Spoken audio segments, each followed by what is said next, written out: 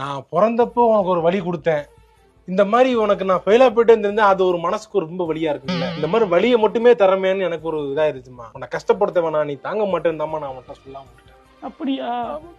நான் போன பின்பும் நீ வாழ வேண்டும், சாக வேண்டும். ஆமா, உன் தம்பி வேலைக்கு போயிட்டான், சம்பாதிக்க ஆரம்பிச்சிட்டான், கை நிறைய சம்பாதிக்கிறான், இந்த கார் வாங்கிட்டான். இவரு உங்க அப்பா நான் இருக்கேன்னு உனக்கு மரியாதை கொடுத்துருக்காரு. நான் மட்டும் கண்ணை மூடுனேன்னு வச்சுக்க, உன் ஜோலி முடிஞ்சு. அவனுக்கு கல்யாணம் ஆகிற வரைக்கும் தான் நான் இங்க இருப்பேன். கல்யாணம் ஆயிடுச்சுன்னா அவன் வீட்டுக்கு போயிருவேன். அடுத்த தடவை கிளியர் பண்ணிடுறேன் நானு.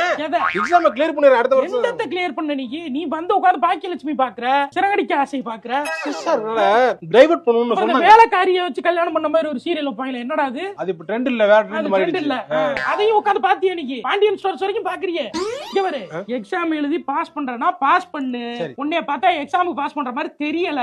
எக்ஸாம் ரீசனா சொல்லிட்டு வெட்டியா ஊரை சுத்துறதுக்கு பிளான் பண்ற மாதிரி இருக்கு. இங்க பாரு, அம்மா கேன என்ன ஏமாத்திரலாம், ஆண்டவனை ஏமாத்த முடியாது, உங்க அப்பாவை ஏமாத்த முடியாது. பாப்பாரு, இன்னும் ஒரு வருஷம் பாப்பாரு, அப்புறம் தெருவுல தள்ளி போடா நயன் அடிச்சு வரட்டி விட்டுருவாரு. சொத்துக்கிட்டு உனக்கு இன்னும் கிடையாது, எல்லாம் வாடகை வீடு பாத்துக்க, ஒண்ணும் கிடையாது. திருவாட்டு தான் தாயே என் மேல்